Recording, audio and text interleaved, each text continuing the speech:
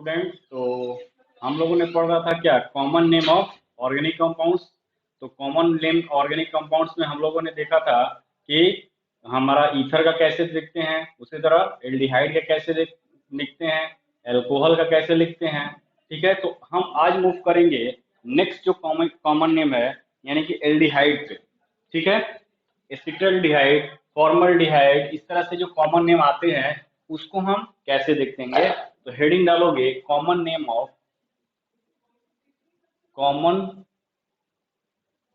Of aldehyde. ठीक है, aldehyde का कॉमन नेम हम देखेंगे। इसका जो फंक्शनल ग्रुप होता है इसको बोलते हैं CHO। तो कुछ भी नहीं है यहाँ पे, जैसे मान लो ये इस तरह से है, ये है HCOH, तो इसको बोलते हैं हम फॉर्मल्डिहाइड। फॉर्मल्डिहाइड, ये याद करना होगा बेटा, बिना याद किए नहीं होने वाला है। ये फॉर्मल्डिहाइड, ये एल्डिहाइड है। ठीक है, ये फॉर्मिक एसिड से डिराइव हुआ है, इसलिए इसको फॉर्मल्डिहाइड बोलते हैं। उसी तरह अगर मान लो इस H की जगह हम CH3 लिख दिए तो कुछ इस टाइप से बनेगा। इसको बोलते हैं एसिटल्डिहाइड। क्या बोलते हैं? एसिटल्डिहाइड। एसिटल्डिहाइड। अगर यहाँ पे 3 कार्बन का हो गया CH3 CH2 CO, अब 3 कार्बन हो गया यहाँ पे, तो देखो यहाँ पे क्या बोलेंगे, प्रोपिनल डिहाइड। क्या बोलेंगे? प्रोपिनल प्रोपिनल डिहाइड। प्रोपिनल डिहाइड। प्रोपिनल डिहाइड। प्रोपिनल डिहाइड।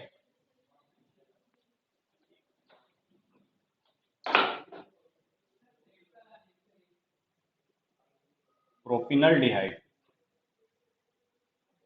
ठीक है, तो इस तरह से हम इसका नेमिंग करते हैं। उसी तरह अगर हम बात करें, अगर ये है CH2 डबल बॉन्ड CH, तो इसको जो कॉमन नेम है इसको बोलते हैं एक्रोलिन। एक्रोलिन। तो कभी कभी क्वेश्चन पूछेगा कि एक्रोलिन के ईच कार्बन का हाइब्रिडेशन क्या होगा। तो क्या होगा, अगर स्ट्रक्चर पता है तभी तुम लिख पाओगे। उसी तरह क्रोटोनल डिहाइड, इसको बोलते हैं CH3 CH double bond CH, ये इसको बोलते हैं क्रोटोनल क्रोटोनल डिहाइड।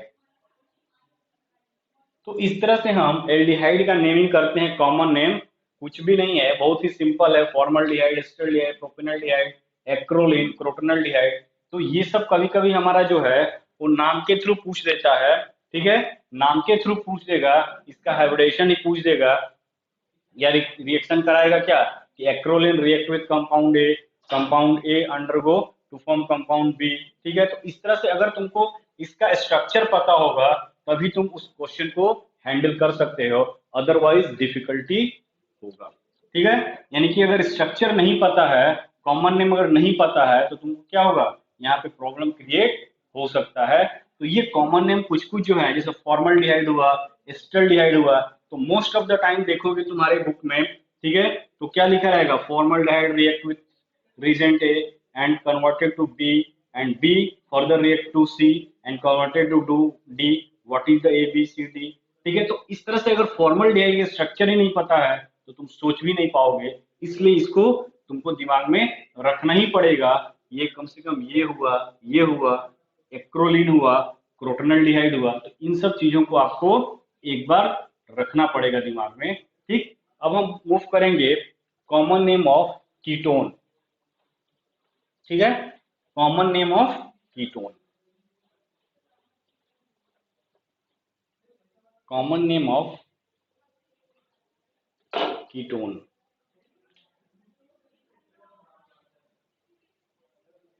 Common name of ketone. ठीक है, तो कॉमन नेम ऑफ कीटोन की अगर हम बात करें, ठीक, तो देखो बेटा, कीटोन का जो फंक्शनल ग्रुप होता है ना, वो RCOR। ये R क्या हो सकता है, एल्काइल ग्रुप यानी मिथाइल हो सकता है, इथाइल हो सकता है, प्रोपाइल हो सकता है, कुछ भी हो सकता है। अगर ये R जो होगा, ठीक है, R is equal to R, यानी कि मेरा कहने का मतलब कि अगर दोनों साइड मिथाइल ग्रुप अटैच हो तो, ठीक है, अगर इस तरह से अटैच्ड है यानी कि CH3 C CO CH3, तो अगर इस तरह से अटैच्ड है तो सबसे पहले हम लोग क्या डाई लगाते हैं, ठीक, di alkyl plus ketone add कर देते हैं, ठीक है, डाई एल्काइल कीटोन। और इस ग्रुप को बोलते हैं बेटा कार्बोनिल ग्रुप। ये जो ग्रुप है ना बेटा, इसको बोलते हैं कार्बोनिल ग्रुप। सब आएगा जब तुम नेक्स्ट मूव करोगे 12th में, कार्बोनिल ग्रुप, ठीक है। तो ये छोटी छोटी चीजों को आपको हमेशा दिमाग में रखना पड़ेगा, क्योंकि ये आप इनिशियल स्टेज में हो। तो इसको बोलते हैं क्या, कार्बोनिल ग्रुप, सीओ को, ठीक है। तो डाई एल्काइल कीटोन, तो यहाँ पे देखो अगर हम इसका नाम देखें तो ये क्या है, मिथाइल ग्रुप है, एक कार्बन है तो मेथ बोलते हैं, तो इसको बोलेंगे डाई मेथाइल कीटोन, ठीक है। उसी तरह अगर हम इसका नाम पूछें तो देखो ये CH3 CO CH3 CH2 CO CH2 CH3। अगर हम इसकी बात करें तो इसको लिखेंगे डाई इथाइल क्या, कीटोन। इथोन इथे इथ है, दो कार्बन है, तो डाई मतलब कि एक इसके लिए और एक दो है, सिमिलर है, सिमेट्रिकल है। तो अगर सिमेट्रिकल है तो हम डाई इथाइल कीटोन लिखेंगे, ठीक है। उसी तरह अगर मान लो ये रहता CH3 CH2 CH2 CO CH2 CH2 CH3, तो क्या लिखोगे, डाई प्रोपाइल कीटोन। यहाँ पे क्या हो जाएगा, डाई प्रोपाइल कीटोन। तो कब, जब ये सिमेट्रिकल हो, यानी कि R और R एक दूसरे क्या हो, बराबर हो, तो इसको बोलते हैं क्या, सिमेट्रिकल कीटोन। क्या बोलेंगे यहाँ पे, सिमेट्रिकल कीटोन। ये क्या हुआ, सिमेट्रिकल कीटोन बना। अगर हम एसिमेट्रिकल कीटोन की बात करें, ठीक है, एसिमेट्रिकल कीटोन की अगर हम बात करें उस कंडीशन में क्या होगा, तो देखिए यहाँ पे, ठीक है, यदि R1, यदि R is not equal to R, ठीक है, यानी कि अगर हम बात करें यहाँ पे कुछ इस टाइप से है CH3 CO C2H5, इस कंडीशन में हम क्या लिखते हैं, इसका जो नेमिंग करते हैं alphabetical order, alphabetical order of alkyl group plus ketone. Alphabetical order, तो यहाँ पे देखो ये क्या है, दो कार्बन है, इसको बोलते हैं कि मिथाइल ग्रुप है, और ये क्या है, इथाइल ग्रुप है, ठीक है। तो अल्फाबेटिकल में देखो को ई पहले आता है, एम बाद में आता है, तो हम क्या लिखेंगे, इथाइल, फिर लिखेंगे मेथाइल, फिर लिखेंगे कीटोन। उसी तरह यहाँ पे देखो CH3 CO CH2 CH2 CH3, ये है, ठीक है। तो यहाँ पे देखो क्या है, P और M, यानी इसको बोलते हैं मिथाइल, और ये क्या है, प्रोपाइल। तो मेथ और पी में मेथ पहले आता है, तो यहाँ पे क्या लिखेंगे, alphabetical methyl propyl ketone, methyl propyl ketone, ठीक है। उसी तरह अगर चेंज करते जाओ, डिस एसिमेट्रिकल होगा, इस तरह के जो कीटोन होते हैं उनको क्या बोलते हैं, अनसिमेट्रिकल कीटोन। क्या बोलेंगे इसको, unsymmetrical, unsymmetrical ketone, unsymmetrical ketone इसको बोलेंगे। ये तो हुआ क्या, कीटोन के बारे में। अब हम देखेंगे कॉमन नेम ऑफ किसका, एसिड का। Common name of carboxylic acid, common name of carboxylic acid. ठीक है, तो जैसे ये है, मान लो कार्बोक्सिलिक एसिड का जो फंक्शनल ग्रुप होता है वो ये होता है C double bond O H. ठीक, तो एच सी ओ एच ये हुआ। तो इसको जो जैसे वहां फॉर्मल्डिहाइड, तो उसको यहाँ बोलेंगे फॉर्मिक एसिड, फॉर्मिक एसिड। ये भी बहुत इंपॉर्टेंट है बेटा, इसको भी दिमाग में हमेशा बैठा लो, फॉर्मिक एसिड का फॉर्मूला क्या होता है। तो H C double O H. ठीक है, उसी तरह हम बोले acetic acid, C H three C O H, इसको बोलते हैं क्या, एसिटिक एसिड, एसिटिक एसिड। ठीक है, अब हम बोले आइसोब्यूटेरिक एसिड लिखो, तो iso group C H three C H three. ठीक है, ये H हो गया और ये क्या हो गया, सी डबल ओ एच। तो इस कार्बन को भी हमने इंक्लूड किया है किसमें, इस कार्बन को भी हमने इंक्लूड किया है किसमें, इस। तो देखो यहाँ पे, तो इसको बोलते हैं, ये आइसोप्रोपाइल ग्रुप है, 4 कार्बन है, इस कार्बन को इंक्लूड करोगे तो इसको बोलेंगे आइसो ब्यूटायरिक एसिड। यानी कि इक लगाते हैं, यानी कि नेम में क्या लगाते हैं, ये आईसी देख रहे हो, यहाँ पे आईसी आईसी आईसी और एसिड ऐड कर देते हैं। ठीक है, अगर उसी तरह अगर हम बात करें, ये C H three C H two C H two C H two C O, यानी 1 2 3 4 5 कार्बन का है, तो 5 कार्बन का है, इसको बोलते हैं वैलेरिक एसिड, वैलेरिक। ठीक है, वैलेरिक एसिड बोलते हैं। उसी तरह अगर मान लो ये डबल बॉन्ड के अक्रॉस जुड़ा है, C H C double O H. ठीक है, यानी कि ये sp2 हाइब्रिडाइज कार्बन से अटैच हो, ये क्या है, विनाइल, विनाइल से डायरेक्ट सी डबल एच, तो इसको बोलते हैं एक्राइलिक एसिड, एक्राइलिक एसिड। ये क्या है, एक्राइलिक एसिड। तो ये सब कॉमन नेम है, ये कॉमन नेम जैसे formic acid, acetic acid, isobutyric acid, valeric acid, acrylic acid, ये कुछ कॉमन नेम के बेसिस पे क्वेश्चन पूछा जा सकता है कंपटीशन एग्जाम में, नीट की अगर तुम तैयारी करोगे तो इसको हमको ध्यान रखना है कि स्ट्रक्चर क्या है। कभी कभी तो एकदम इजी पूछेगा पूछेगा कि वैलेरिक एसिड का स्ट्रक्चर क्या है, या एक्राइलिक एसिड का स्ट्रक्चर क्या है, या तो केमिकल फॉर्मूला क्या है।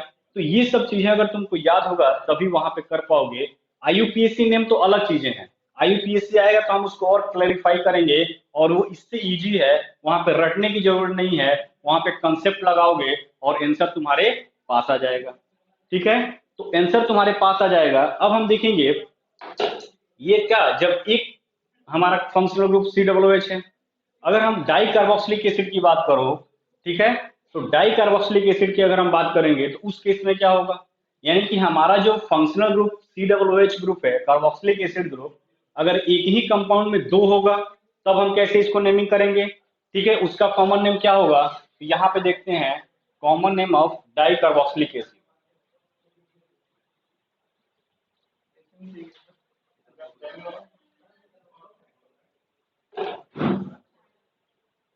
एक ही ग्रुप में, यानी एक ही मॉलिक्यूल में 2 कार्बोक्सिलिक एसिड होगा तो उसका हम कॉमन नेम कैसे लिखते हैं। तो यहाँ पे देखो, जैसे ये ग्रुप है C double O H C double O H. ठीक है, इसको बोलते हैं ऑक्जेलिक एसिड, ऑक्जेलिक एसिड। ठीक है, अगर इस C double O H group के बीच में एक और मिथाइल ग्रुप आ गया, यानी सी एच टू, ये हो गया। ठीक है, इसको बोलते हैं मैलोनिक एसिड, मैलोनिक एसिड। ठीक है, अगर यहाँ पे देखो, यहाँ पे 3 आ गया, 2 आ गया, और यानी कि कुछ इस टाइप से फंक्शनल ग्रुप हो गया हमारा C H two C H two C H two. तो इसको बोलते हैं सक्सीनिक एसिड, सक्सीनिक एसिड। अगर यहाँ पे देखो एक और आ गया CH2 यूनिट, यानी COOH, CH2, CH2,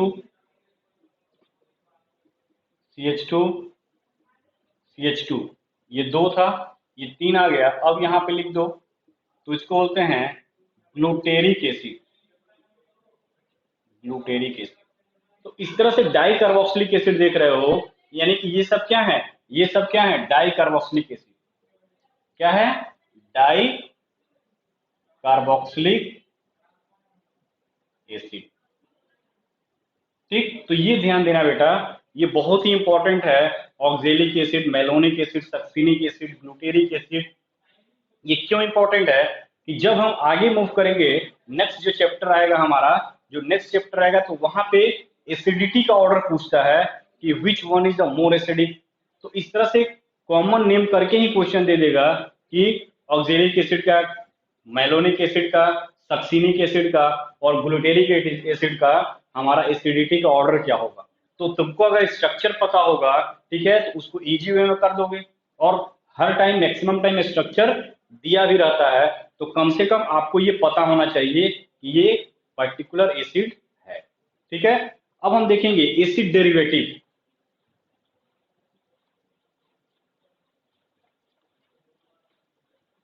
common name of, common name of, common name of carboxylic acid derivative, common name of carboxylic acid derivative. ठीक है, कार्बोक्सिलिक एसिड के जो डेरिवेटिव हैं उस कौन कौन से हैं। ठीक है, तो ये हमारा देखो, ये हमारा कार्बोक्सिलिक एसिड है। इस कार्बोक्सिलिक एसिड का अगर हम इस OH को रिप्लेस करके कोई हैलोजन अटैच कर दें, ठीक है, तो ये RCOX, इसको बोलते हैं एसिड हैलाइड। क्या बोलते हैं, एसिड हैलाइड। यदि इसी OH को, इस OH को, इस OH को हम रिप्लेस करके हटाकर यहाँ पे कोई OR ग्रुप अटैच कर दें, ठीक, तो ये हो जाएगा हमारा RCOR, इसको बोलते हैं ईस्टर। ठीक है, क्या बोलते हैं, ईस्टर, न कि सिस्टर। अब नेक्स्ट देखो, यहाँ पे इस OH को हटाकर, इस OH को हटाओ और यहाँ पे NH2 ऐड कर दो, तो ये हो जाएगा हमारा RCONH2। इसको बोलते हैं एमाइड। क्या, एमाइड। अगर इसी को हटाकर हम दो कार्बोक्सिलिक एसिड एक साथ जोड़ दें, यानी कि ये इस तरह से जोड़ दें, इस OH को हटाकर और इसको हम ऐड कर दें, तो ये हो जाएगा RCOOCOR। इसको बोलते हैं acid anhydride, acid anhydride. Acid anhydride क्यों बोल रहे हैं, क्योंकि इसी एसिड को देखो यहाँ पे RCOH है, अगर 2 मोल ले लो, यानी 2 मॉलिक्यूल ले लो, ठीक, ये इसमें से क्या करो, वाटर निकाल दो, तो जहां पे वाटर रिमूव होता है वो क्या होता है, वाटर का रिमूवल, यानी कि एनहाइड्राइड। यदि उस एनहाइड्राइड से वाटर ऐड कर दो, फिर से इस फॉर्म में आ जाएगा, यानी यही बन जाता है RCOCOR। ठीक, जो देखो एकदम यही है तुम्हारा क्या, एसिड एनहाइड्राइड। तो इस तरह से हमने कॉमन नेम पूरा, जितने भी फंक्शनल ग्रुप हैं अप्रोक्सीमेट, जो इंपॉर्टेंट फंक्शनल ग्रुप हैं उसका हमने कॉमन नेम को देखा है। ठीक है, अब हम नेक्स्ट मूव करेंगे किस पे, IUPAC नेम पे, जो कि क्या है, वर्ल्ड वाइड एक्सेप्टेड है। वो कहीं भी जाओगे तुम पढ़ने, तो जो IUPAC नेम तुम इंडिया में पढ़े हो, वही IUPAC नेम तुम जर्मनी में भी देखोगे, वही IUPAC नेम तुम जापान में भी देखोगे, और वही IUPAC नेम तुम अमेरिका में भी देखोगे। यानी कि जो है वो IUPAC नेम क्या है, वर्ल्ड वाइड एक्सेप्टेड है। वो कहीं भी जाओगे तो चेंज नहीं होगा। मे भी कॉमन नेम कुछ कुछ है जो चेंज हो सकता है, बट IUPAC नेम चेंज नहीं होता। तो ये था क्या, common name of different functional group से रिलेटेड कंपाउंड्स था। अब हम जो नेक्स्ट लेक्चर लेकर आएंगे आपके लिए वो क्या आईयूपीएसी नेम होगा। तो आप इसको अच्छे से पढ़िए, अच्छे से अपना कंसेप्ट बनाइए। कभी कभी होता क्या है कि एग्जाम में कॉमन नेम के बेस पे ही क्वेश्चन आ जाता है, तो वहां पे आपको दिक्कत हो सकता है अगर आप कॉमन नेम नहीं याद करते हो तो ओके स्टूडेंट, तो मैं आशा करता हूं कि आप इसको पढ़ेंगे और आगे बढ़ेंगे। ठीक है, तो नेक्स्ट लेक्चर में मिलेंगे आईयूपीएसी नेम पे। ओके।